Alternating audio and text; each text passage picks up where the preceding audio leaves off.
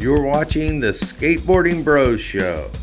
Stories from the pioneers of skateboarding about the history and the fun of the sport we love.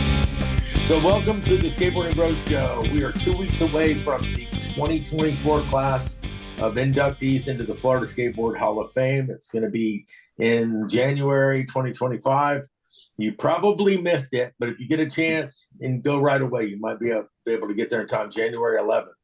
And we have here a new inductee, Mike Kaufmann, out of Rat Town. And his cohort and skater friend and dude from Jacksonville, Mike Cox, already in the Hall of Fame, joining us. And George, who is playing Harry Potter in front of his skateboards. How about that? Yes. George McClellan is here in spirit, but not photographic evidence. So this is season 4, episode, 4 or 5. You figure it out. And it is 2024, December 27th. Thanks for watching. And what we're going to do is kind of take it from the beginning. It was actually the beginning of the Jacksonville skate scene. You know, these guys were the originators and took it into the 80s and handed it off. So, okay. So, Mike, you were going to show us how you started skating. You tell us about how you started skating in Jacksonville, I believe it was. Yeah, well, I'll tell you, we were a bunch of kids growing up. The Atlantic Ocean was 2 blocks away from me. And so we surfed. And when I started surfing when I was 9 years old, and skateboarding at that would have been 1970. So skateboarding really wasn't, much. I mean, in California they had some skateboards, but and then over the next from 70 to like 73, 4, 5, skateboarding became something for us that we did when there was no surf. And we found the houses up on the hills with the steep driveways. We found places that emulated a little wave. And I would literally skateboard from, my house up to the store or to my friends' houses. Don't do this. Go ahead. And every palm tree that had a frond that bent out over the sidewalk, or every tree that had a big, branches go over, was like a wave.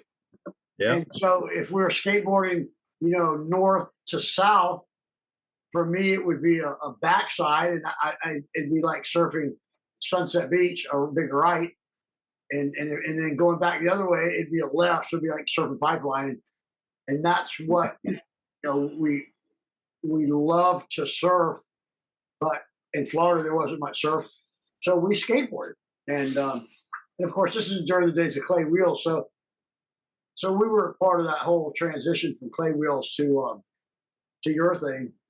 And of course, once urethane wheels were introduced, there were no parks yet, but it revolutionized skateboarding forever. So it was Chicago trucks, Chicago wheels? Cadillac wheels. No, I'm talking about the clay ones. Oh, Chicago, I think. I don't even remember. Yeah, I think it was Chicago where the early clay wheels were pretty much all Chicago's. We could wear a brand new set of clay wheels out in one day, no problem. So you were changing your own wheels out then. So you were doing the ball bearing shuffle. Yeah, that was a big thing. Halfway through the day, we'd get our little toolkit out, and change wheels with bearings. That's right. Trying to find bearings out of bicycles that would fit, whatever. No, well, I just remember, and of course, keep in mind, I was, Mitch's younger brother, so those guys were really the ones that were into it a lot more than me. So I kind of tagged along, but when you're crazy as I was, I just charged as hard as I could because they did, Yeah. Yeah, I mean, loose ball bearings. Where I was at was if your bearings came loose, and you were going any speed at all, you were toast. You'd never find 16 little balls. No, you wouldn't. You better have bearings with you. Yeah, it was over. It was carrying time. Speaking of being Mitch's little brother, this is the picture on the screen right now. I want to say that the 2 little kids that's me in the red shirt and Mitch in the gray sweater. And that's at my grandparents. And I made it. I found this picture a few years ago and I put it on Facebook and I said, this is Mitch saying, oh no. See, that says Mitch. M-I-K-E spells Mitch. So he's taking my Christmas present away. He's stealing your present. He could read and I couldn't. So I lost a lot of good stuff that way. And then the other picture is, us getting older. And you can see the long hair. I had a fro. Y'all might remember me skating. I mean, my hair was so curly that it was nothing more than an afro for years. But that's me and Mitch growing up over there, and at a party at my granddad's. But I thought you had a beer there for a minute. No. Maybe on Christmas Eve they give us a shot of like brandy or something to make us. Yeah. Good Oh, that's stuff. excellent. Huh? And then I was talking about how surfing was everything to us. Long before skateboarding, we were all surfers. So this is Jack's Beach? That's the Luther, Bahamas. Yeah. And that was a trip I took over Christmas break in 1974, I think, maybe 75. I was in ninth grade. I was 14, and that wave right there, that's the end of the wave. It was a reef break, and it broke pretty far outside. And at 14, I was surfing that break. People were coming in and sitting on the beach and watching me surf. And I just remember people telling me I apparently was having a pretty good trip because people told me literally, man, we just want to watch you surf. And so at whatever height I was, the waves were certainly overhead and big, and they moved fast. It was one of the best trips I've ever taken. But that's 14 years old. And that's how long it's been. That's a pretty good turn there. By that age, I was already surfing good. Yeah, surfing at a high level. Yep. Yeah. And that Later the same day here? Yeah. That wasn't the same day. As soon as I got home, though. No. This is Hurricane Bill a few years ago, and that longboard has been broken twice and repaired. It's a Tom Wegner. Wegner's out of Australia, and it's such a classic board. I rode that board for about 6 or 7 or 8 years, and it was one of the old style heavy longboards. Nowadays, longboards are super light, but that was one of the old style 10.5 foot. That was a log, huh? Wow. Yeah, that big time. And I love that board. I surf waves double overhead on that board, and that was, like I said, that was Hurricane Bill. Scary stuff. I don't like surfing overhead. At some point, I wanted to be a big wave surfer. All I cared about was big waves. I mean, big pipeline barrels. And You should have been out in Waimea Bay. That's why I said that, because I always wanted to surf with Eddie. And no way. yeah, that was my goal. Was to be, the winner of the Eddie Eichel. You're living on the wrong beach, bro. Yeah, big time. But don't forget, Kelly Slater came from Florida. So when you say living on the wrong beach, right, maybe for big waves, but not for necessarily he's 11-time world champion. 11 times. That's amazing. So what is this, Jack? Is this Kona? That's Sensation Basin. Yeah. That's the base. You can see the palm tree in the background. And you know what? That I put this picture here is a great story behind this picture, because the day this is so early in the morning, the sun is barely coming up, and we had a photo shoot for Skate Rider with Joaquin Garcia, and Joaquin wanted to have that morning sun. So me and Cox left Jacksonville about 5 o'clock in the morning, and it was raining, and it rained like the whole way down to Gainesville. We were all bummed. And Joaquin was in front of us, in the car in front of us.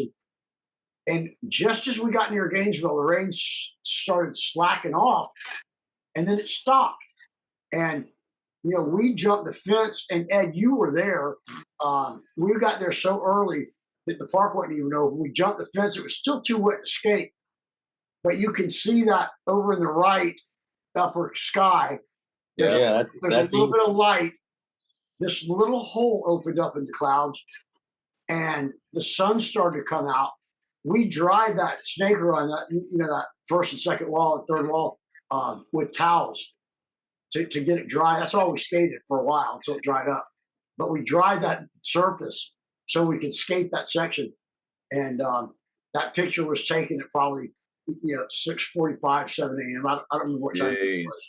No thanks. Wow. Yeah, you But it had was tough. early. you had the right stickers on your board. Mine said Skates East.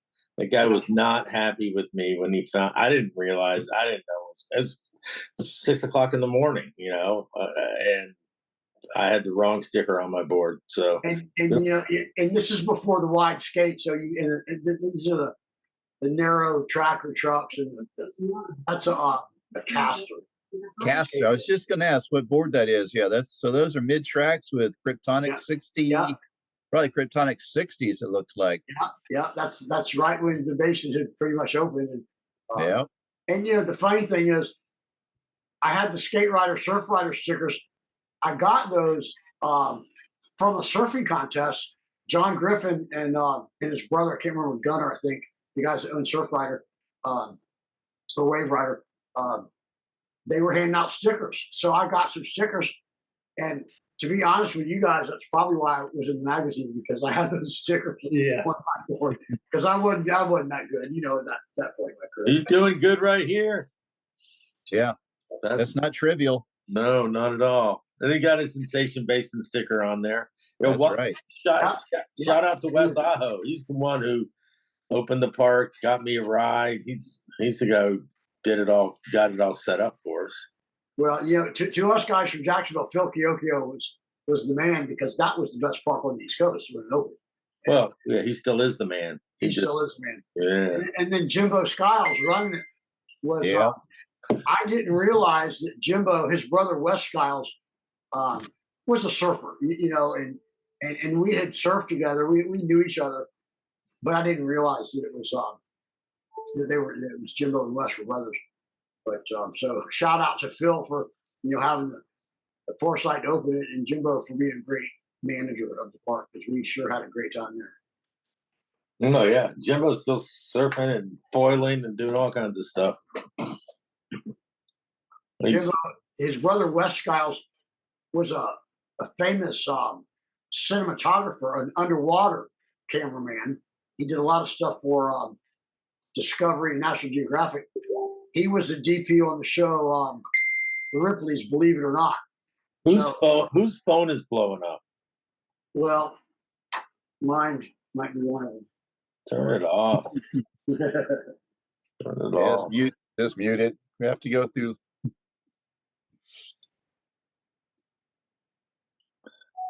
So you've got the leather rector knee pads on and no elbow pads. Which were not effective. No. Especially early on at Sensation Basin, they were non-effective. Yeah. They're like really expensive pads that we got when we first started skating. Yeah. Still, If you fell wearing those pads at the basin, they just stayed right where you landed. Yeah. Exactly. Your knee, just kept scraping across that abrasive cement at school. which is interesting because I have video of you skating the snake without a helmet or a shirt or any pads. So we're gonna see how crazy that is. Well, we're going to get to Kona here in a little while, and I've got a great no helmet story. So where is this? Village Inn pool. Yeah, this is a pool. This is the Village Inn pool, and it's on the ocean in Jacksonville Beach. The little hotel, the little motel, was on the ocean, and they had closed, and the pool was right there. And me and Cox, that was like our pool. I mean, a lot of people came and skated it, but me and Cox, we pretty much owned that pool right there. And that had to be early too, because that thing got graffitied out. It had every Rat Town surf graffiti on the pool was covered. Yeah, and that narrow board, that caster board right there was before the wide skates that we got from. Oh, that's the same board as you had at the base. Yeah.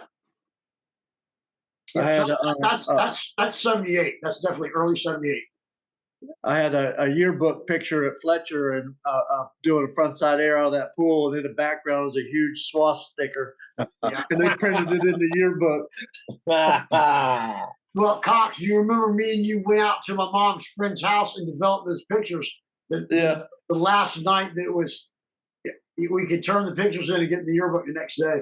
Yeah. And me and you went out to Belton Wall's house. Yeah. Well, I mean, that's something to be said for being late. They didn't have time to vet it. That's right. George is in our yearbook about 7 times. He carried a gym bag of shirts to school and gave false names to the photographer. And I don't know, maybe only half of what he did got caught. So he's in this Martin Barr and all kinds of other things. Roger Waters. Yeah, that's right. I forgot about that. That's funny. Pretty funny. Look at this. Woo! Okay, so now he's on the wide trucks. Yeah. He's on a modern board. Still no elbow pads. What I got 2 knee pads, but that ramp right there, that's in Mike Cox's backyard. Yeah. What was the name of these helmets? Who made those helmets? Rector. Did No, Rector that make was them? it was a fiberglass and it had 6 holes in it. I remember I had one of those. They were dorky. They were yeah, exactly. I had one too, of course. Well, Got I'll the tell you. Go ahead. Got the Nike Blazers working there. Yeah. Good, nice shoes. Good. It's probably Z roller wheels. What is that Z wheel that they made? Yeah, those are the Jimmy Three Plummer conical. C conicals. I think actually now I'm looking at it, they don't look conical. I think those are longer. Those are before I got Z wheels. A flat back wheel, no concave. No, that's They were pink. Whoever made those pink wheels, I can't remember. How big is the ramp? This is Cox's ramp? Yeah, it was 8 foot wide, a little bit of flat bottom. 8 feet. Did you say 8 feet wide? Yeah. Holy shit. Old school. At first, it was a true rampage, no flat bottom at all. And Oh. No wonder you skated better at the park. I mean, this is crazy. yeah, getting that. And, That's pretty big for an 8 foot wide ramp. yeah, then the coping, we would go around and look for people who were on vacation and jump in the backyard and get their coping off the pools. And Jesus. Rat Town.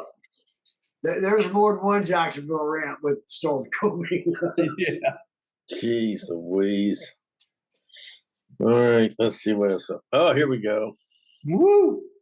That's the same board right there. That's Sensation Basin. Yeah, you had Copers on the front truck too. Yep.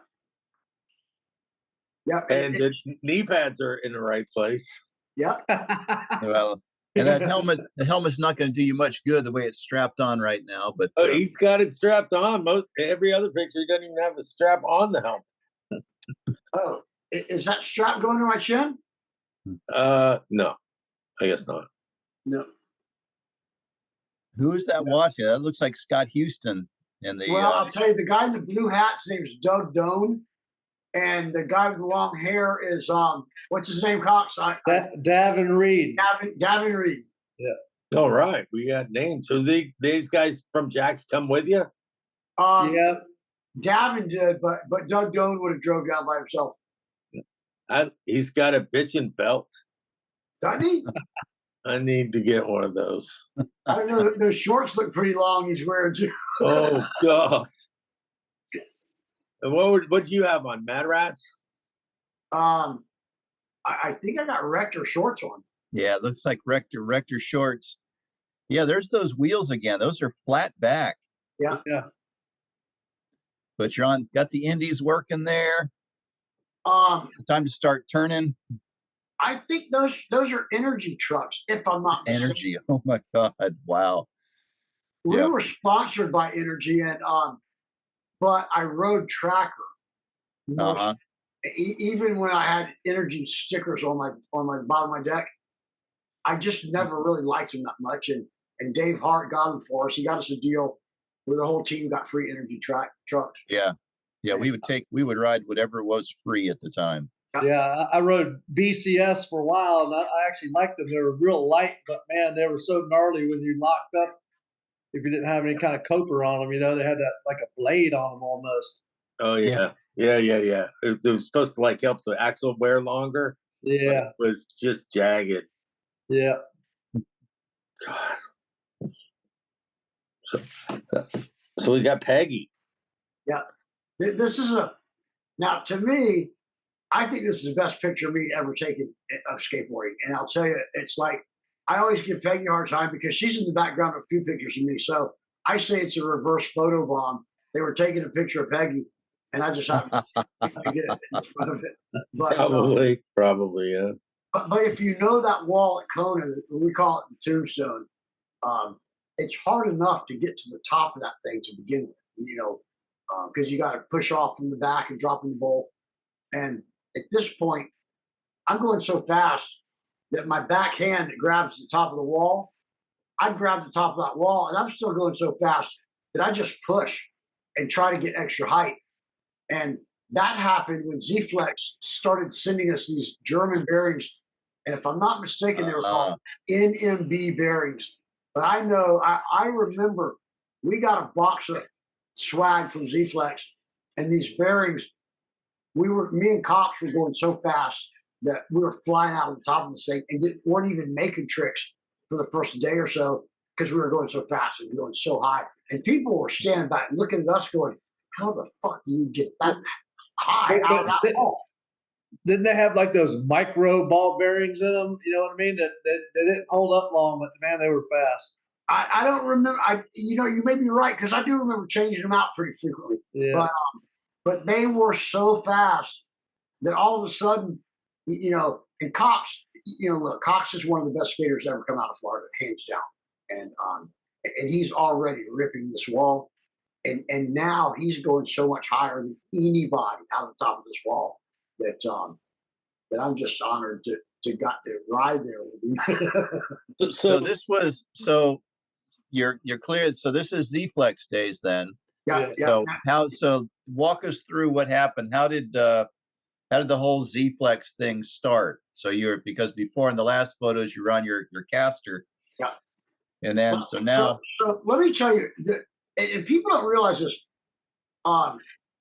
As all the guys from Dogtown were growing up, it's the same anywhere in the United States of the world. Absolutely. Your friends are limited by geographic, location. When you're in first grade, your parents might let you go a block over and see your buddies, but you're limited to your friends that are very close because you're so young.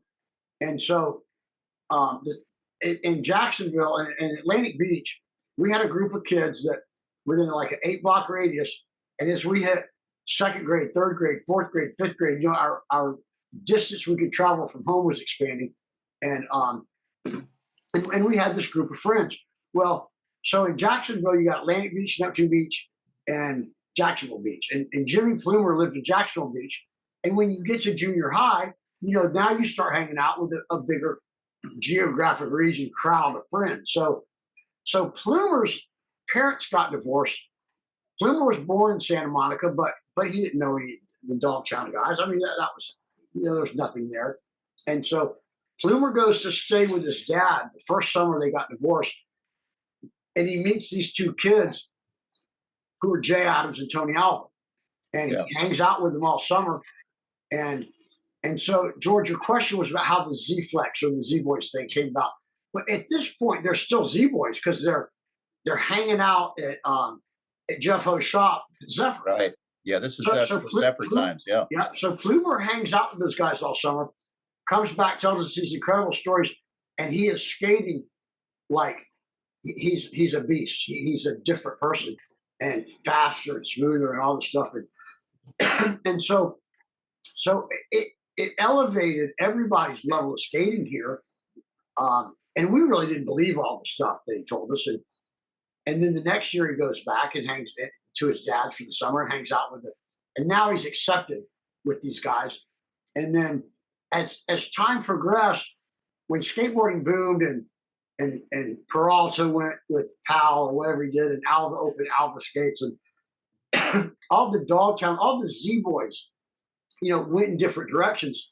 And Jay's parents started Z-Flex, Yep. and so Plumer got signed or got put on the team, and so he'd come home for high school in the winters and go back in the summers, and he got so accepted out there in Southern California, and then became a Z boy and got his own model. That George Wilson went and got his own model, and that's what paved the way for all of us from Jacksonville to be to be accepted, and put on the Z-Flex team, and it was, and I think I'm the one that called the Z East team. What it boiled down to was Z-Flex believed that there were good skaters in Jacksonville, and they sent some free product, and because Jimmy Plumer was, Dave Hart's boy, the product went to Hart Surf Shop, but once we started getting Z product, well, look, you're talking about being associated with guys like Jay Adams and Shogo Kubo stayed with Z, and then Marty Grimes and Polar Bear George. Just having that association certainly made my skating elevate. Cox was already so good that we just had to have him on our team so we could, progress. But that same thing though. But George and Jimmy, I mean, that I just emulated them because I mean they were so fast. You just wanted to be like them. You know what I mean? It's like. But so we were lucky to be in the right place at the right time, George. I mean, it's what it boils down to.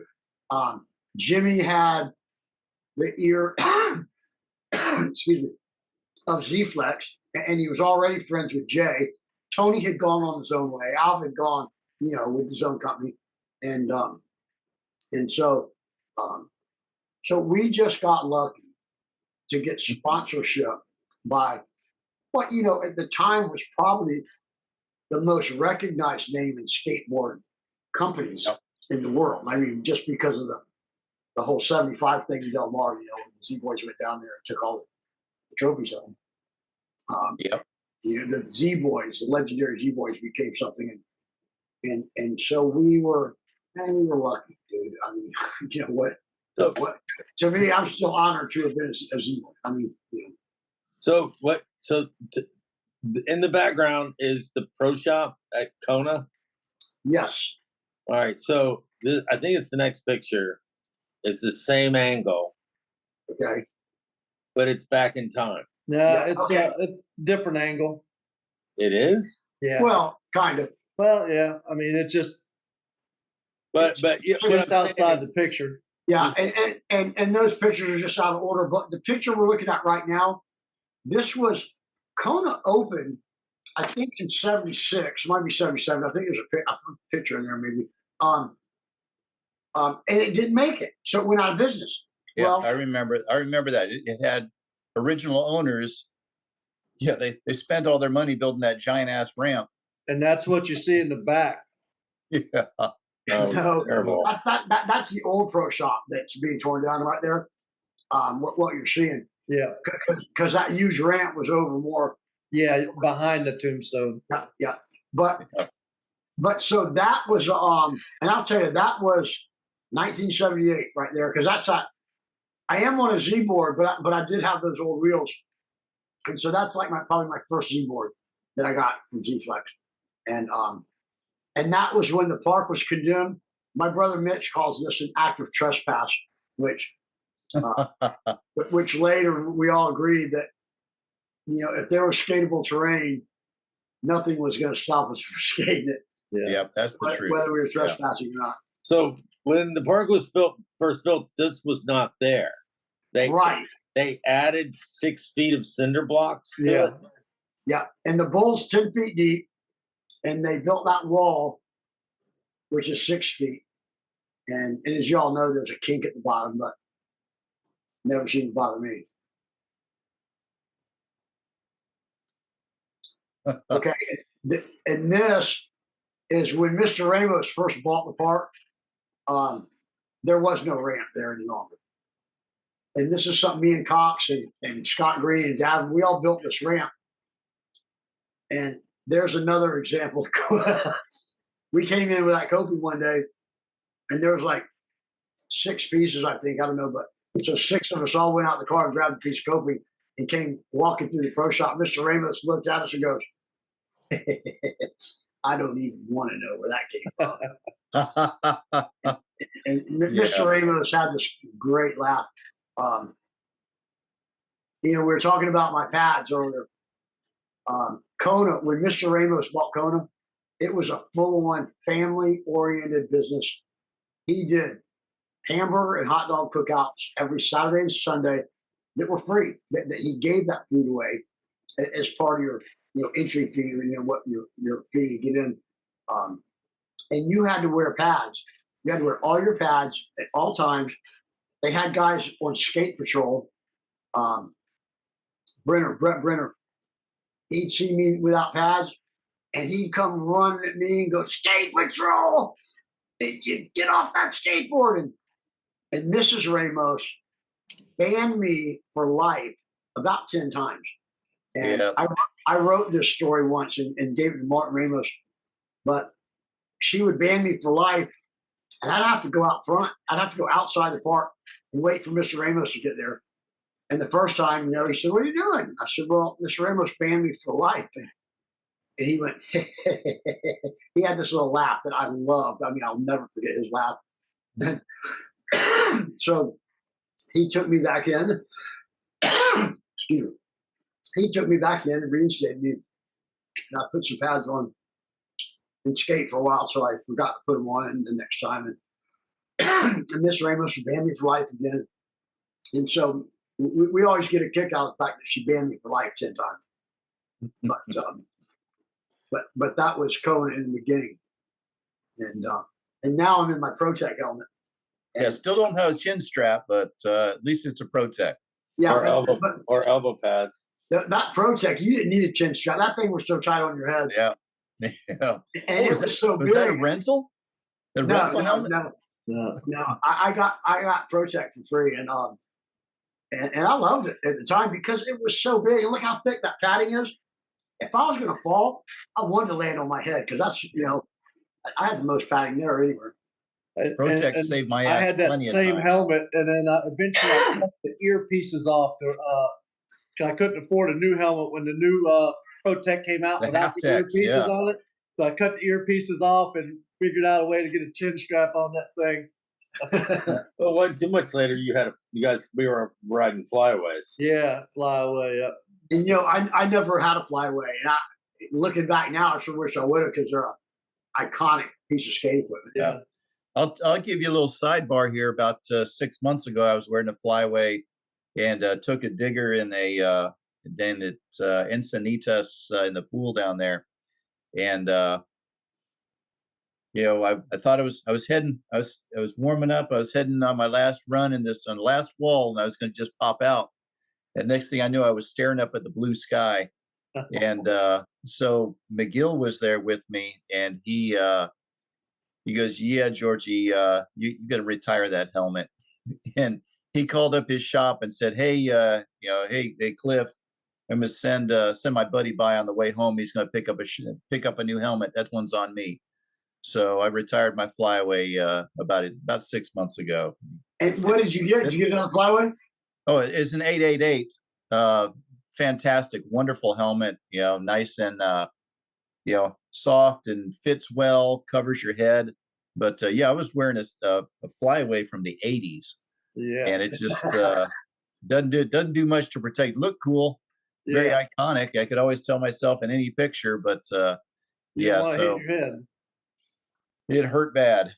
So, and my wife was with me. It was funny. I was sitting I was in the bottom of the pool, and my wife was there on the deck.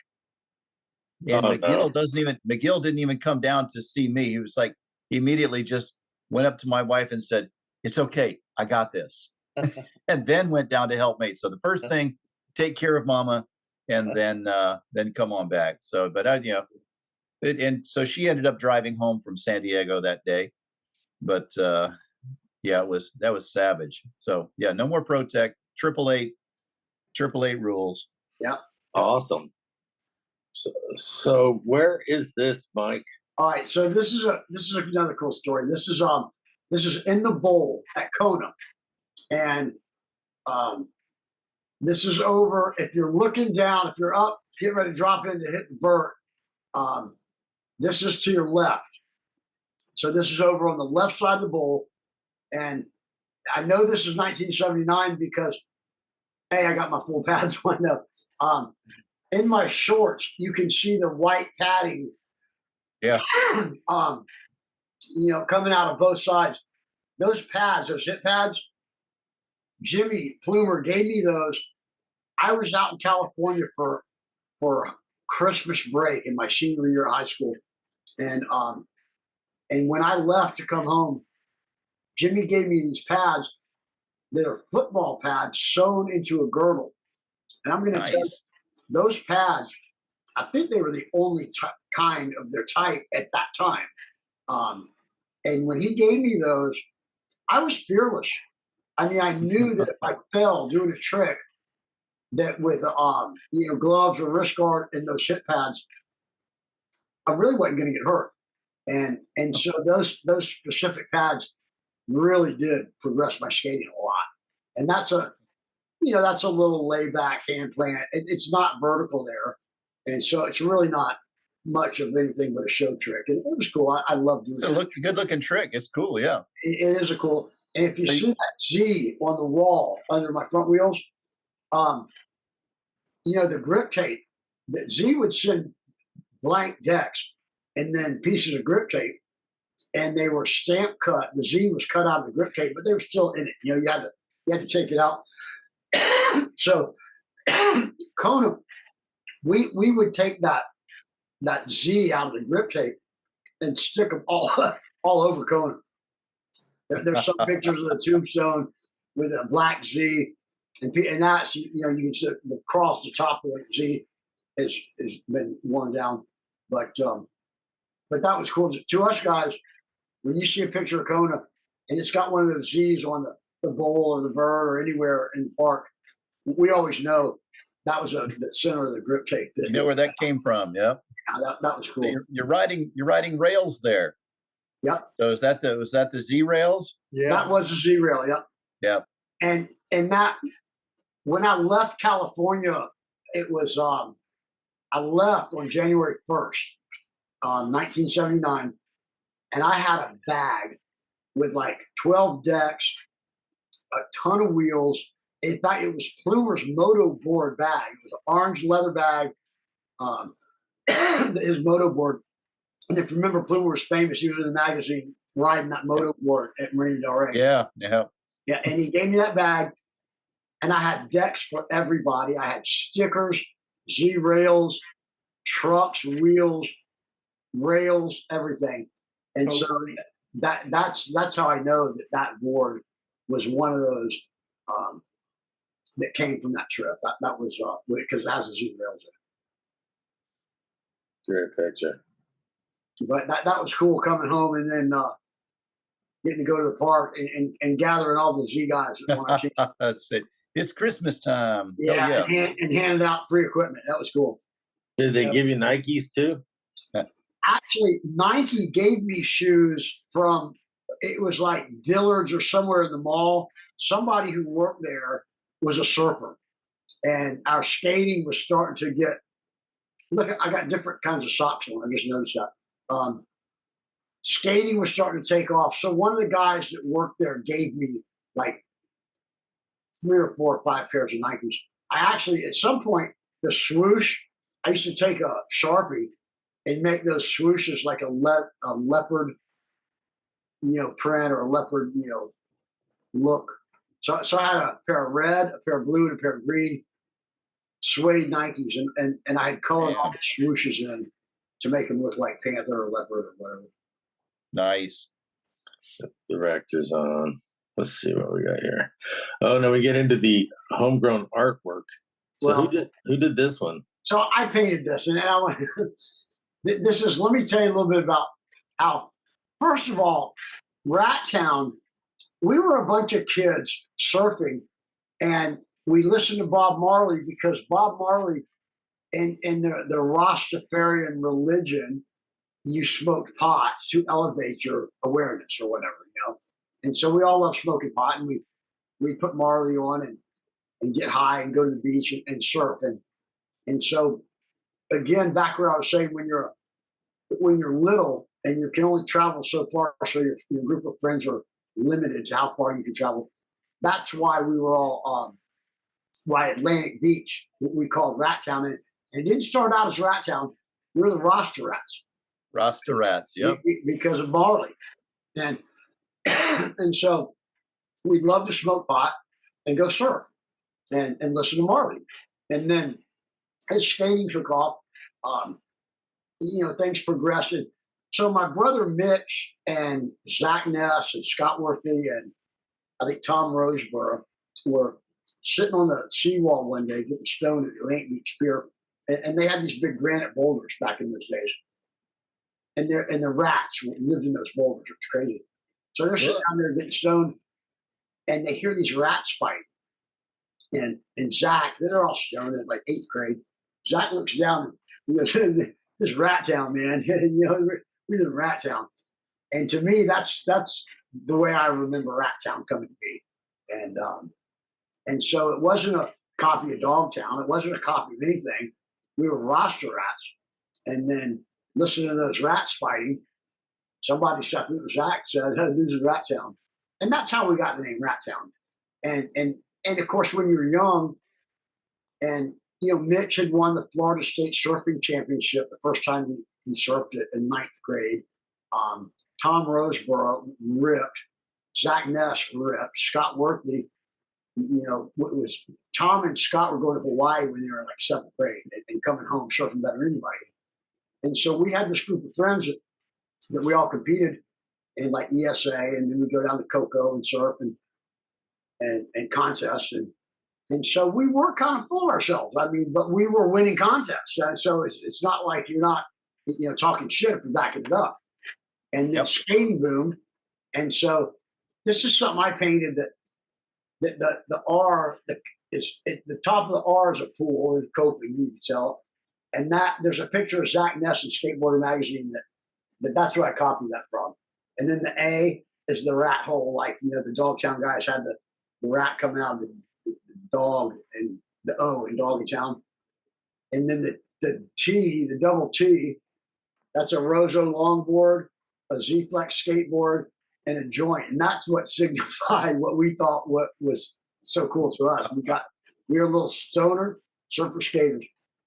And then the W, you know, has the wave peel off. So the O is a slide. And there's a photo of Mitch from somewhere back that's kind of what that's about. And then the W is like a double breaker. And the N being the bones, somewhere the bones were, I don't know what that signified, but it's in all the Rat Town art from way back in the day. So that's something I painted just out of my head. That was my new thing for Rat Town. And I like that piece. Ooh. Didn't you do more of the C here? No, okay, it's a rock and roll. Hey. And that's, you know, that wall. I mean, there's a lot of pictures of me on that wall, but that was my home wall. And I guess, you know, it's like anything. You skate certain terrain enough every day, you're going to figure out how to. It's a flat board. You got flat board. You got it looks like it's got the pizza deck on it. Yeah. But that's a Z. That's a George Wilson model. Yeah. And those are Jimmy Plumer Z conicals. Jeez. Ugh. Gnarly. Yeah, that's a little bit late on the turn on that one. That one's, you're going to slide down a little bit on the wall there. Yeah. But sure, it's a make. Both feet are still on, fully committed. And you know, I made those, and so I don't know if I made that one or not, but I know I made them. So yeah, Mrs. Ramos must have been there today. She's got bigger pads. He's got elbow pads. Oh, there he is. All right, this is Cox. This is that pool that we saw a shot of this pool with me in it. This is Cox got 1 Z groove and 3 Z conicals. You know, what the fuck's that about, Mike? I had all Z grooves, but those special bearings kept wearing out, and that was the last wheel with that bearing in it. So when they wore out, did they lock up? Oh yeah, they would disintegrate, so the wheel would just wobble on the the bearing Wow. frame. Ouch. So what? So would you go to a wheeler and go real fast and then slow down when the other three wheels hit? No, they're about the same hardness, you know what I mean? But you know, I just thought it was cool. I tried to hang on to that Z groove forever. What? Why almost no stickers? I just kept slashing it. Well, number one, this goes back to the whole flowing of the Z product.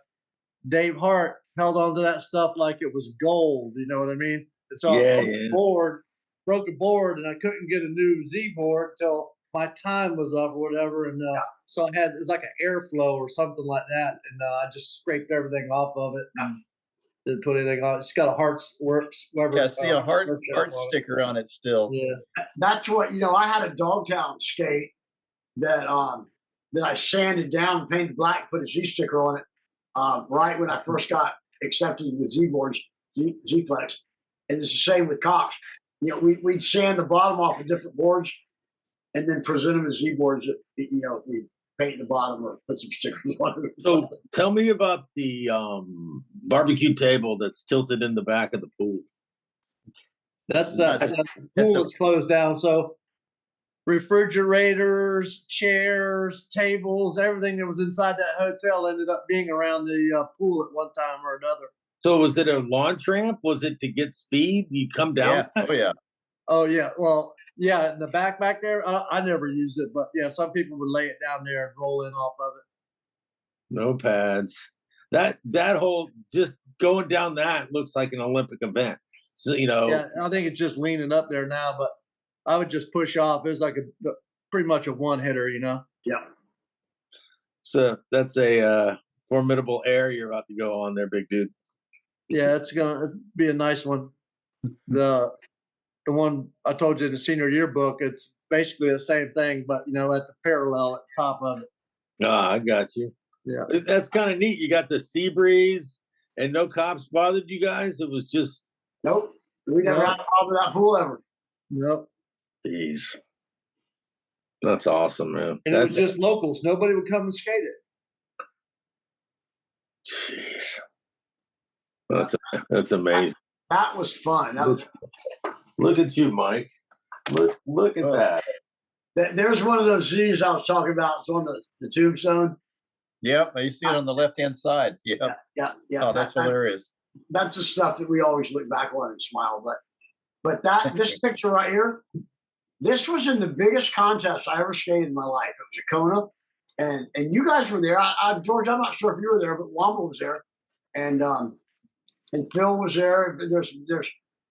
I don't know if this is a screen grab from some of Kyokyo's film, but that's in my run. And I was telling Womble this morning that it wasn't timed runs at this contest. It was 4 hits on the vertical wall.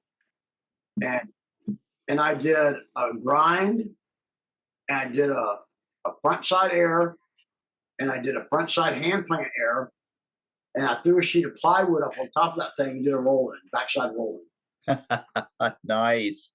And made them all, and lost the contest. Well, yeah, that happens. So who are those people next to the tombstone? And those are and they're spectators, and I kind of remember, the people. The guy with no shirt on is the guy who held the plywood up for me to stand on. He's the plywood guy. He's in the There you go. Thanks, plywood guy. Yeah, plywood. You rock. Yeah. In fact, I think Womble has a little film of a couple of attempts at the roll in, and that guy's probably in the back. If I can figure out how to run it, we'll get to it. Might have to reboot a couple times. But no, this is good, and you actually have a shirt on too. It's amazing. You look overdressed, Mike. Mike, you really, got long pants. What's going on? It was a big contest. It was the biggest Kona contest I ever skated in, and it was mine to win. And I pissed off one of the judges. I called him Jim. I said, "Hey, Jim, man, Jim Nast. I know you," because he was doing He was doing flips. And so I was referring to him being a gymnast. And I said, "Hey, Jim." And he said, "My name's not Jim." I go, "You're not gymnast, gymnast?" And it pissed him off so bad. But when I found out he was a judge, I was Too pretty late. bummed. Too late. Yeah. Yeah. That's beefy though, right there. I don't care Yeah. if you came down on the tranny or not. That's literally a leap of faith. Yeah, you got to make that, or it's really going to hurt. I'm pretty sure I made that one. I don't think. Yeah, that's a solid make. That's a solid make. You got both feet on, good position. Yeah, even a gymnast could pull it off. Yeah. Gymnast. All right, here's some influences. This is so that top left picture, that's my brother Mitch. And if that's not the first day Kona was ever opened, then it's pretty close. And where he is, that vertical wall would be right behind him. Right? That was pre-Tombstone. How Yeah. about that? Yeah. Yeah. And then the next picture that's Mitch in the black shirt, me in the white shirt, and the tombstone. And I put that on Facebook, never really gave it much thought. It was really more just a picture of me and Mitch at Kona. And Mike Whitaker, the artist who does all this Rat Town stuff, he put 3 Kona legends. And as soon as I realized he was talking about that fucking wall, Yeah. Nice. and Mitch, who introduced the drop in to the world on that wall, and me, of course, I was honored to be considered a legend, but I thought that was a cool title for that picture. The guy going, "Hey, 3 Kona legends." Looks like a little pool session going on too. Yeah, sure enough. And you see that little dog up there. That's Hootie, our little Frenchie. My girlfriend at the time is Frenchie. But I gave you these pictures because I did want to talk about down here in the bottom. That's George Wilson at Marina Del Rey. Shroud. And then Plumer. And I don't know where that is. It might be That's Oxnard. Oh, that's right. It is Oxnard. That's Oxnard. Yeah. And then that's a picture of me and Jay. It's cropped. There's a bunch of other people in that picture, but if you look at the Oxnard pic, you can see on the deck in the red shirt, that's Jim Goodrich. Yeah. He's shooting. He's shooting. He's shooting Plumer right there. Yeah. There's Dennis Martinez in the background. Yeah. Hands crossed, acting unimpressed. Is that Shogo over in the corner? Or Looks no? like there's Shogo in the white socks. Yep. Yeah. Those socks are coming back. You can get socks. But and then if you'll back out of that, and the picture of me and the picture of Ben at the end, that's me and Biniak on the golf course. And yes. May he rest in peace. And may he rest in peace, man. He was one of my best friends. I loved him to death. But I wanted to say that getting to skate with guys like Plumer and George and Biniak and Jay, if that doesn't elevate a kid skating just in its own, that's why I've always felt so blessed that because of my brother and George and Plumer, I got to go to California. And literally, I hung out and did yard work all over LA with Shogo. Jay would come over. I stayed with Polar Bear and George.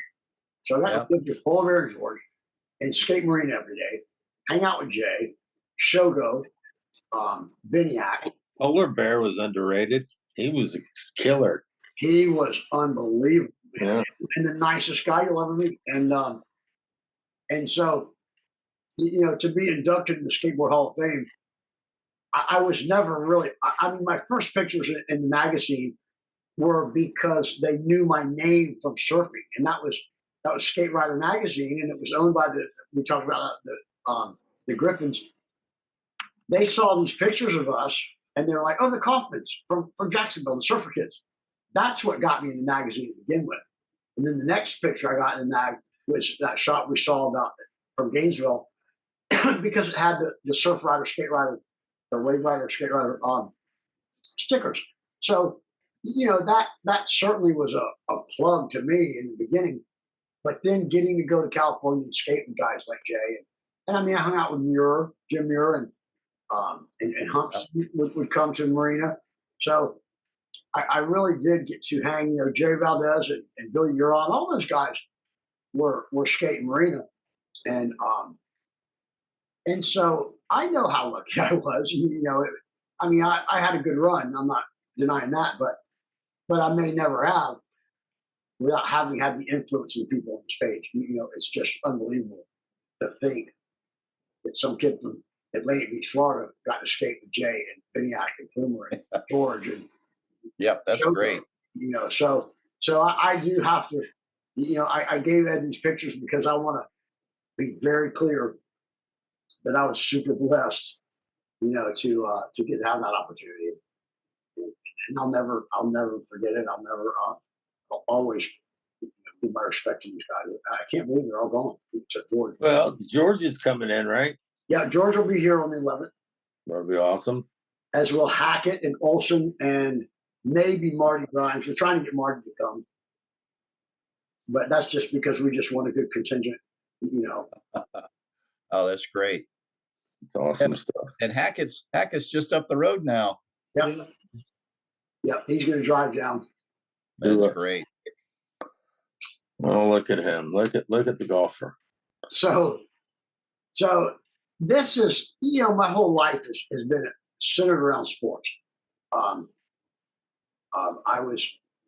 worked for the PGA Tour as a videographer.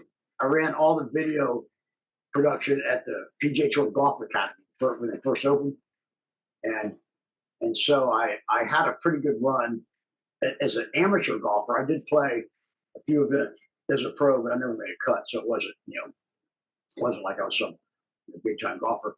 But then the racing, I went to work for Brumos Racing or for Brumos Porsche when I was 15 years old, and these are the cars that do the 24 hours of Daytona and 24 hours of Le Mans, Sebring, all that kind of road racing. And our team won 7 world titles in 10 years. Peter Gregg was the owner and number one driver. But as a little kid growing up, how blessed was I in that situation too? I went to work for a company that was the number one, the best team in racing, and that the picture of me it's the right side. I'm talking to Brian Redmond. He's a world champion, and this was at Daytona. This was at the 50th running of the Daytona 24 hour, and I had worked with Brian Redmond when I was younger. I hadn't seen him for 25 years. And I saw him and I said, Brian, hey, Brian. I was about to say, hey, I'm Mike Kaufmann. I don't know if you remember me. I go, hey, Brian. He took one look at me and goes, hello, Mike, how you been? He's a Brett, Nice. And so awesome. we stood there and talked for a few minutes. And about 4 minutes when I turned, because he was driving a parade lap in that blue Wolf Jaguar back behind him. When I turned from that conversation, I had 4 text messages saying, we just watched your whole conversation with Brian Redmond on the Speed Channel, which was kind of cool, Awesome. I never saw it, but I spoke it. So I wanted to, put this in there because, again, how blessed am I to have been at the top of every sport I've ever been associated with in one capacity or another. And it's luck. I mean, it's God's blessing for sure. You got to show up. Beat him. Yeah. I remember I used to catch the bus from the beach and meet you there, and we'd get in your car and go skating. Yeah. Yeah. I worked for Brumos after school, and I do want to say, me and Mike Cox, I had a problem with some teachers at Fletcher, our high school. And No. Imagine listen, that. Oh, come on now. My mom was a teacher. My uncle was a teacher. My grandmother was a teacher and a principal. And I had 2 older brothers that we knew everybody in the school system. Everybody knew my family.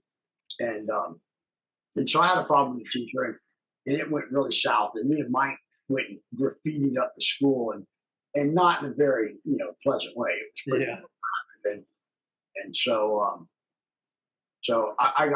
we ended up getting caught. And I forgot the point I was going to make here, but Cox said he'd take the bus to meet me. So I ended up getting kicked out of Fletcher, and I would And I went to a town high school, Terry Parker, to graduate. My mom was a teacher there. And then I'd go to Brumos and work a couple hours. And then Cox would catch the bus after school and come and get me off, and we'd go to Kona or go wherever, but mainly Kona. But Wow. those were good days, man. That was man. My car stunk like pads. You know, it's like sweats or pads. That if I had a girl in my car, she'd be going. Yeah. That little Toyota Corolla. What, Mike? Was it Toyota Corolla? Well, for a while, but then remember I had that Maverick, that gold Maverick. Yeah. Maverick. No, you can't say cool Maverick. Mavericks were never cool, bro. I said gold. Gold. That's Bruce Mason had a Corolla, just completely beat up with a killer stereo, but spray painted. It was spray painted silver. It was an awesome car. Nice. Yeah. Mike Shelton drove a Maverick, if you remember that. Yes, Nigel owned the back seat. That's right. If three people had to drive in the car, whoever was third had to be the pillow for Nigel. It was his back seat. Big giant Ridgeback. Yes. For those of you who don't know. Yeah. But we digress. Anyways. So we have promotional spot here for Mike's other enterprises. Well, now keep in mind that me and Mitch did a show called The Radical Side. That was a surfing skateboarding TV show that ran from 1988 until 2011. 2001. 13 years. Ran 13 years. That's a pretty good run. And then sometime later, I created a show called Exposed. It was a live web show, similar to what we're doing here, but you can see it's called Exposed. And that picture on the set, that's me, that's Cox first, then me, Peggy Turner, Brad Santora, and Plumer. And that was the first episode. And man, Exposed? I mean, you would have a little trouble trying to search that out, wouldn't you? You would wind up off the reservation with Right. That was early. Yeah. It was cool to act, for extreme sports. And it was not all extreme sports. So one episode we had a guy from Brumos Racing, because they were at the top. We had a national championship contending wakeboarder, wake skater, which is a difference. You're not strapped in. Yeah. And then a guy, a kart racer, who Mike Greiner, he got first place in every heat he raced for 4 years. He never got anything less than first. So he was a 2-time national junior champion, and then a 2-time national championship in kart racing. And it's cool to have the guys at the top. I mean, when you got the best in the business on your show, it does make for some pretty cool stuff. And then down here in the corner was my ad for Exposed, and I just love this. I had to plug this. It says, "Welcome, my little lambs, to Exposed, the Church of Extreme Sports, non-denominational thrill seekers welcome." I mean, that's right. I like it. That says it all, baby. And then the next picture is ladder cam, and for big surf contests, when you have we've got footage of so many contests from 30 and 40 years back. We've got Kelly Slater surfing Wave Masters when he was 9, 10, 11, 12 years old. And so we've got a great archive of surfing footage. And that's why we have it, because we got, guys like me who will give up the whole weekend to stand on that damn scaffolding, that ladder, and shoot every wave of every heat. Yeah. For the whole weekend. And, well, it's important to have those archivals. Yeah. Because you can only get it, can't go back and get it. So you can only get it once. Exactly. And if Kelly was 9, 10, 11, he was winning, wasn't he? Well, yeah, yes and no. He was already ripping, and I don't remember if he was winning or not, but he was definitely ripping. He probably won some and didn't win some. But him and Sean Madison, have a long history of surfing against each other, and Sean's from here. Sean was on the cover of Surfing Magazine once and Longboard Magazine once, and he was an Olympic coach. I mean, he's a very accomplished If it wasn't for Kelly, imagine he'd be the guy. Should be. It's like Ray Diaz dominating Mike McGill for 2 years. Did he? Yeah, he won every contest against McGill for 2 years. I don't remember that. And I was around. I mean, I was there then. Yeah, Ray's Ray. He's a different person altogether. Yeah. Ray is a pirate. Yes, he is. Yeah. I still talk to him every so often on Facebook.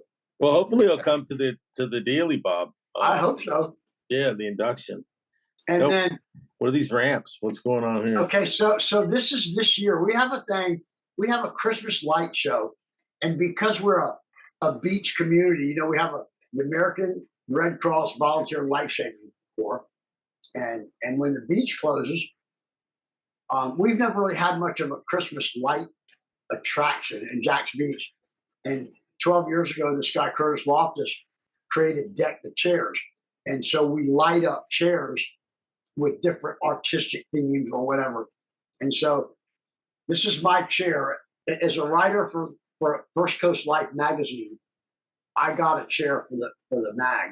And what I do is I celebrate the surfing, skateboarding, cultural history of Jacksonville.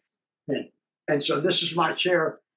The first pick is the guy, it's a mannequin. He's got a Kona shirt on and it's got, the ramps come down off under him. He's dropping in.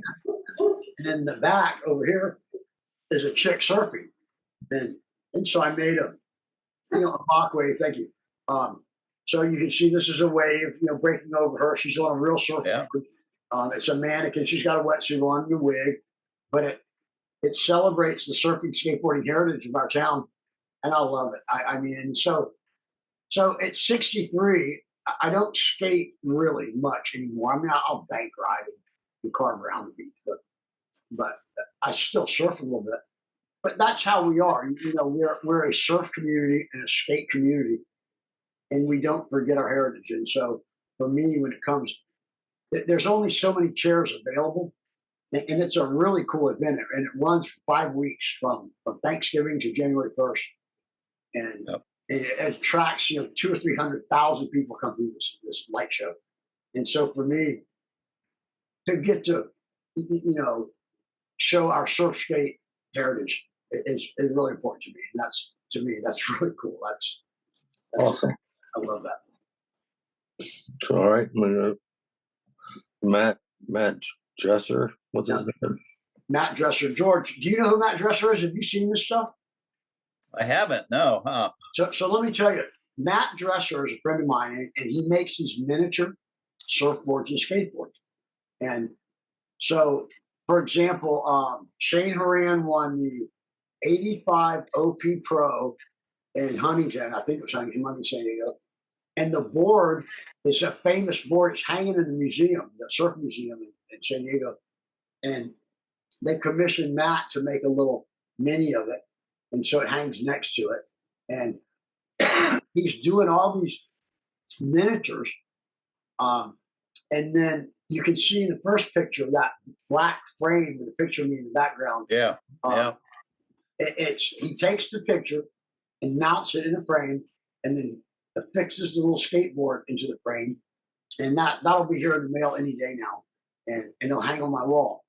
And it is one of the coolest things I've ever seen.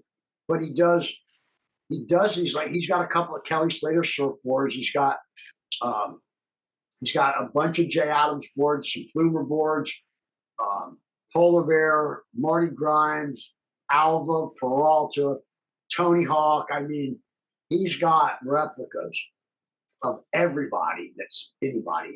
And so for me to have one of those things, again, it's just one of those things. What an honor, to see that. And Absolutely. Yeah, that's an honor. To have it hanging on my wall, piece of art by the guy he's doing the most famous surf and skateboards in the world. And he'll get a picture and he'll craft the miniature from the picture.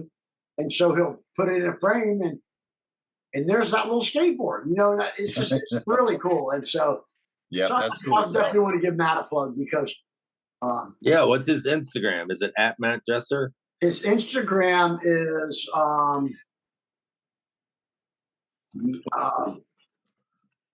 I think I've got him. I just don't know. I thought we'd say it on air if we knew what it was. I can't look it up. But yeah, he's making these miniatures. He's a photographer and all kinds. He's been in skateboarding a long time. Yeah, well, he was an airbrush guy at once. He airbrushed surfboards like out of high school.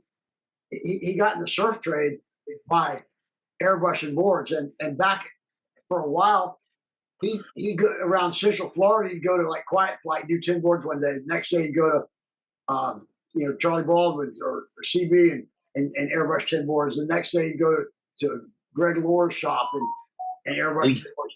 And that's how he made a living. Hold on. He's Dresser Matt. DresserMatt at Dresser Matt on Instagram. Shout out to Matt Dresser. Thank you very much, sir. Jumping junkie, skateboarder, surfer, artist, and athlete. I don't know. I was never an athlete. I was a skater. That's right. Yeah, big difference. So this is some Mike Kaufmann inspiration. It's eye candy miniature surfboards on Instagram also. Eye candy miniature surfboards. Okay, I can. And anybody who surfs or skates who's watching this, I encourage you to go check out Eye Candy Miniature Surfboards on Instagram. Okay. And he makes these things for people. I like the space tape. You like what? I like the space tape on there. The prism looking stuff. Prismatic stuff, yeah. You know, Z-Flex had big rolls of that in the shop. Yeah. And so we'd measure off a piece that was the length of our board and then cut it and then put it on and, take the file like the grip tape and file it off on the edges. And that was so cool because nobody else had, I mean, there wasn't a lot of skaters with that prism tape. And Z-Flex had big rolls, and they had rolls of red and rolls of yellow and rolls of orange and green. And so that skate that's in that thing, that prior picture, I cut a bunch of George Wilson stickers up. And so the Gator's green, like on my board. Oh, nice. Okay. See how the Gator's dark? That's a green. The lightning bolts are red. So under his sticker are different colors. And that's something we'd sit around the shop at Z-Flex and make our boards. And so that, when you got me and George and Polar Bear and Plumer and Shogo all hanging out, smoking pot and making board, decking out our boards, it was fun. Yeah, you can see I got Energy Truck sticker on that board too. And the tracker trucks. That is amazing. So who is violating my cell phone policy? I turn my phone back on to now I am. Get dressers. All right. So this is Mike's. Yeah, this is my artwork. I do watercolors and again, surfing was such a big part of my life that I just used to give myself a pat on the back a little bit. Yay! So you can get your watercolors from Mike Kaufmann. That's nice, bro. Very nice. So where was this at? This was featured. Listen, that's Kona. That's the day of that contest, and this is film. This is Phil Kilkeo's film. It's in Tony Hawk Pro Skater 4. It's in the game, and I've never actually seen all of the film in the game.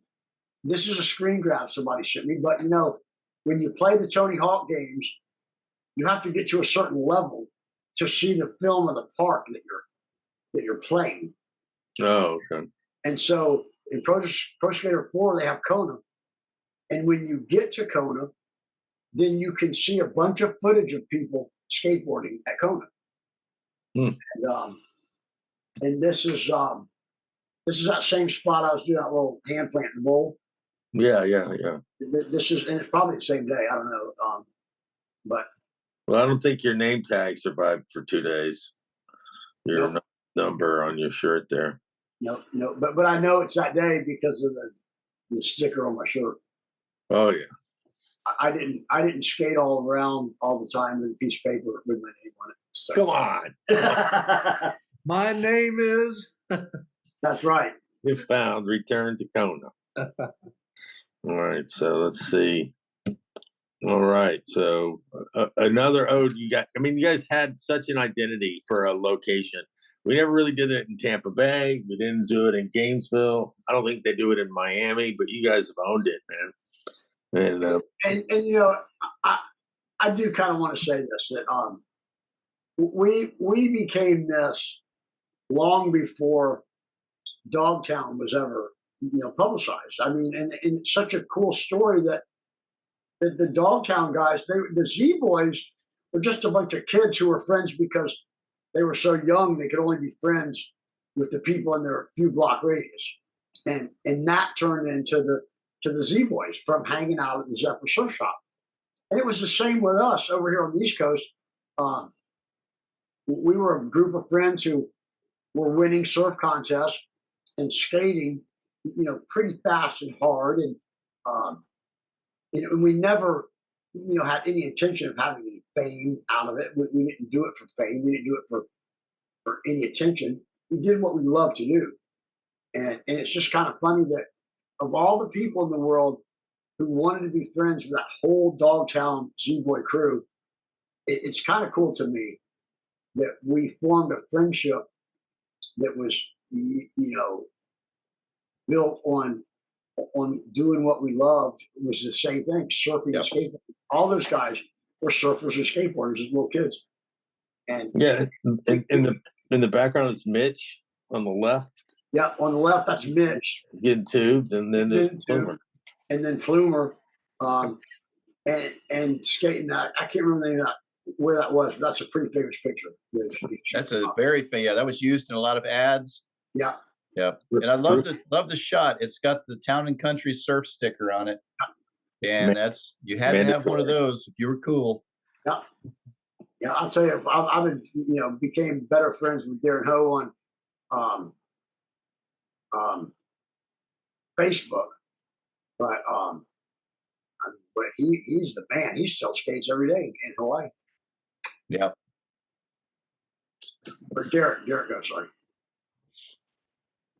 But anyway, the whole Rat Town thing, it's just again a blessing for me. I came up, a couple of classes, a couple of years behind all the guys who really put Rat Town on the map. Although I had a good surf reputation. I won a lot of contests as a kid. What does it say on the board? The Rats board. I got AB. RT, Atlantic Beach, Rat Town. Atlantic Beach. Come on now. Yeah, well, I got that. But then there's a Town and Country in the back and two Z's. There's RR. Roster Rats. Yeah. Come on now. AB Roster Rats. Okay, got you. Yeah. And again, that's Michael Whitaker's artwork. He's an amazing artist. And yeah, I dig the surf adept treatment. That's pretty cool. That is nice. Hard to draw water. It's really hard. Yeah. Wonderfully Never thought about that. It's try it one time. It's fucking frustrating. That's why God invented spring grabs. Yes. What was the guy's name who did all the did Donnie Myers? What's his name? Pusshead? Pusshead, yeah. Oh my God, that guy's stuff is ridiculous. No shit, I don't remember him. I don't remember that. I mean, not Donnie Myers, Pusshead. I don't remember that name. Yeah, he did some incredible stuff. So we got one. Where are we here? All right, listen. That picture on the blue ramp, George, you were there. Womble, you were there. Cox, you were not there. I was there. Were you? I was there for that, yeah. Huh? I was there. In Tampa? Yeah. The year I did all the videos? Yep. I'm sorry. I don't remember you being there. That day, I borrowed that board from somebody, and that's the day Mark Lake was shredding that ramp. And I walked out there, and I said, "Hey, man, can I borrow your board?" There's about 10 people in front of that ramp. I go, "Hey, can I borrow your board?" And he goes, "Yeah." And I wanted to get an edger on that low part of the coping right there. And so I grab this board, and there's about 10 people watching. I run up as far as I can up the wall, and jump on the board, and fakie back and forth a couple times. And then I start doing kick turns, and I'm trying to get momentum, like 8 pumps on each side. And I look over, and there's about 150 people watching. No, you're like, And I did 8 pumps and wasn't getting any higher. And I looked out in the crowd, like, I'm not getting any higher, am I? And everybody started laughing. And on that pump, I got a little momentum. Well, so then I started getting a little height on each pump. And I was looking at that coping, man, and I just wanted to do a backside edger. And that's as high as I got. By the time I got to that point right there, I was so you're gassed. Yeah, I just slid down the bottom and just laid there for about 5 minutes painting. oh, yeah. But Jim Walker, Surf Dog Photography, I went with him to Tampa that day. But I had done all the videos that year. I think it was Dan Murray that used to do them. Yeah. Yep. And something came up, and he was busy, and I did all the videos that year. And, Yeah. What's his name? Huffam came over. He contributed a bunch of still photos. Yeah. He'll be here. I've been talking to him. He wants to come up for January, but By all means. but that was as far as I could get. Now on this other picture, this is Rick Morgan's ramp in Middleburg, Florida, and he's got a bunch of kids, and they all love the Rat Town story, So they look up to me and Mitch and all the guys that were the Rat Towners, and so I'm out at his house one day, and they're all going, "Come on, Mike, skate! Skate with us." I haven't skated in 10 years, and I'm like, no way I'm going to skate. And they got the boards like now. It's got the kick, the nose and the tail both are and I can't ride those boards. And so Rick's got all these boards hanging on the wall. And I said, "Man, look, put me a board together. I want to ride that deck right there, and just put some wheels and trucks on it. It doesn't matter." So he built that board for me. And I said, "Here, get this. I want you to video this because I'm gonna do a grinder, and I want a picture of it. But if you try to shoot it with a camera, with a still camera, we're never gonna catch it." So it took me about 4 or 5 pumps, and I got up there with this little baby grind, and then It counts. It counts. Well, it counts because that picture, I'm grinding in that picture. So it's again, and I tore my ACL in '94 and never got fixed. So that knee, I got that knee pad on. That's really more to keep my knee, secure or tight than it is for protection. And so that's the last day I skated at Vert right there. And it's really not Vert, but the other side's a little bit Vert. But that's the last time I skated a ramp for real. I like his kids. They're playing skate basketball and trampoline and everything. They got a lot going on there. So they got like 3 acres. They had 4 ramps and 1 indoor ramp. Nice. That's a nice dad. Yeah, he's got 5 kids, and they all skate, and it's really cool. That's awesome. So January 11th, that's 2 weeks. Can you believe it? January 10th is actually two Fridays, and that's when everybody will be piling in. Yeah. And then all the cool kids will go to their secret surf club dinner and leave the Floridians behind. The sweaty, unwashed masses. Yeah. Yeah. So Hackett and Olson will be holding court. Yes. Mitch and Mike will be somewhere at that. Well, now listen, we probably will all go to dinner, but of course, all of y'all are invited. I'm just teasing you, bro. Oh, I know. I know. But it is kind of fun when you get a room full of people like. Oh, fuck yes. George McClellan, Ed Womble, David Hackett, Steve Olson, George Wilson. They are both Hackett and Olson are some of the best storytellers on the planet. Both of those guys have got their book of stories is thick and it is detailed. It's amazing. And sometimes exaggeration, sometimes it's misremembered a little bit, but that just adds to the allure. Oh yeah. But I love those guys. Yeah. I wouldn't dream of going because it would take away from the vibe that you guys have together. It's brotherhood. I wouldn't want to go. You know what I'm saying? It's not that I wasn't good enough at skating or hadn't met those guys. It's that you guys are a crew, and that's what we were in. We were in a fraternity, Yeah. and it's That's what it was. Yeah.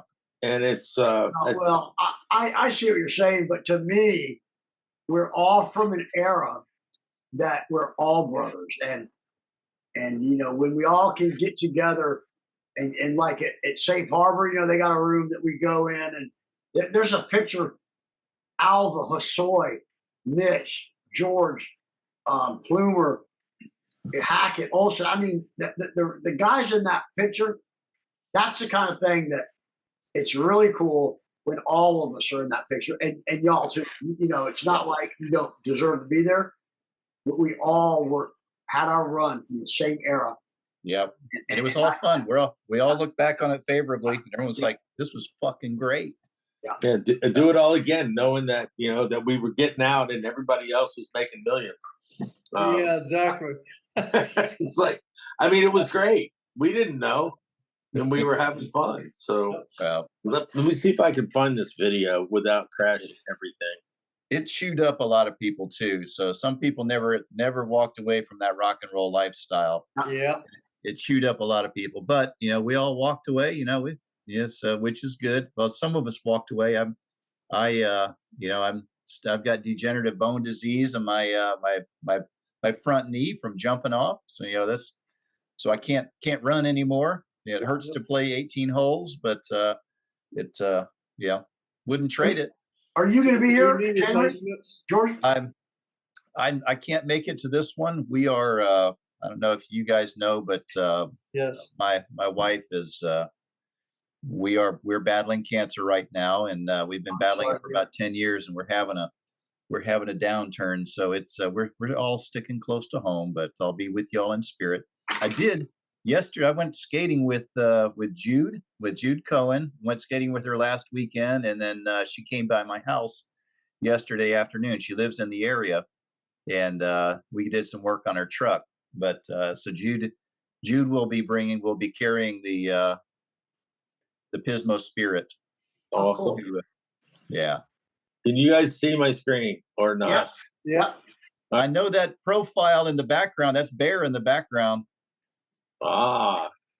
That's the shed. You can see that beard. That's Bear. I know that. I thought he was bigger than that. Maybe, I don't know. We were all little tiny kids. That's true. So this is third wall at Gainesville Sensation Basin, I believe. That's Sean Petty next to him. That's Sean Petty on the far right. Yeah. So we're remembering people from 40 years ago by silhouette. That is pretty amazing. That's pretty cool. And is this you, Mike? Yeah. Nope. No, because I'm Goofy Foot. Yeah. Who is this? A flight board? They're like Alva. It's Hoffman. Is it Hoffman? Yeah, I think that's Guy Hoffman.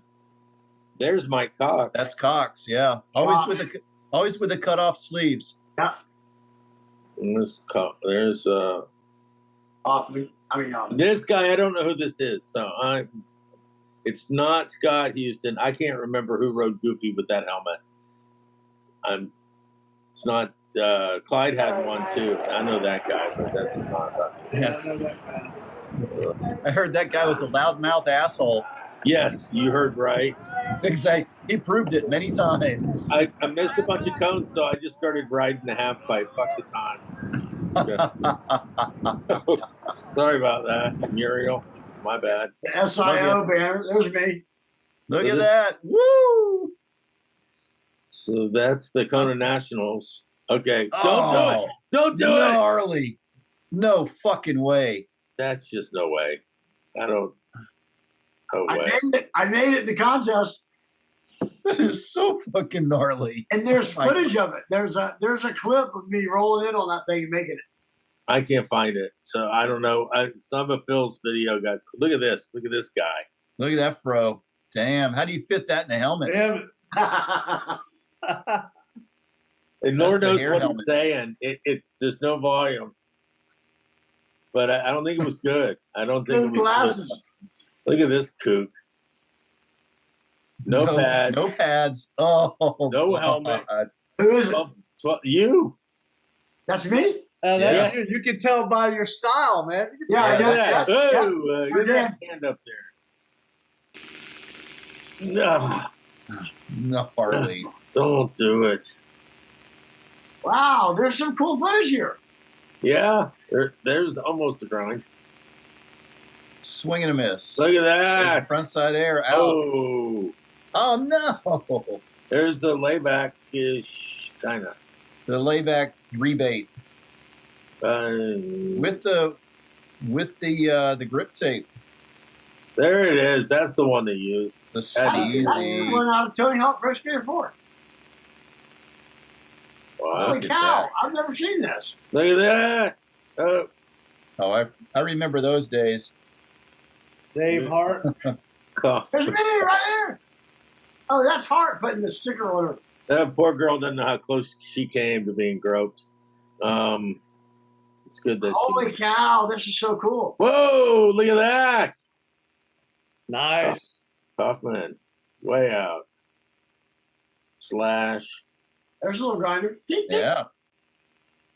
With the It wasn't like you wanted to spend three Oh, coping let's blocks. do it. Go in. Are you Yeah. kidding me? Oh, Oh man, make that. the rock and roll stall. And that was all she wrote, gentlemen. Yeah, That's cool. that's beautiful. I want that clip. Yeah. $1,500. Yeah. Yeah, it'll be in your it'll be in the movie. It'll be itemized in your invoice. I gotta get downstairs to start dinner, Hey, gentlemen. thanks for joining us. Please give hugs to little D Yeah, and the pugs and the girls and the grandchildren. Oh, everybody. and Thank everybody. you guys both for having me on the show, and I can't wait to see you at Kona. And Yeah. George, we're going to be there. Super stoked for you, man. Congratulations, Mike. George, That is awesome. your wife and you be in my prayers. Thank you. Yeah, Yes, we will. We need absolutely. all the prayers we can get right now. So Yes, sir. appreciate it. Yeah, I tried, but it's not going to happen. Fate. We got bigger fish to fry, but next time, absolutely. Yeah, no doubt. Right on. So, hold on a second, guys. Let's do this. Don't go anywhere. Thank you for watching the Skateboarding Bros show. It's been a Mike Kaufmann episode with Mike Cox sitting in Sports George in SLO, California. We want to thank you very much. Please hit like, send, share, steal, download, do whatever you need to do. Just tell somebody about us. This is Florida Skating, and you were here. Thank you very much. You're watching the Skateboarding Bros Show. Stories from the pioneers of skateboarding about the history and the fun of the sport we love.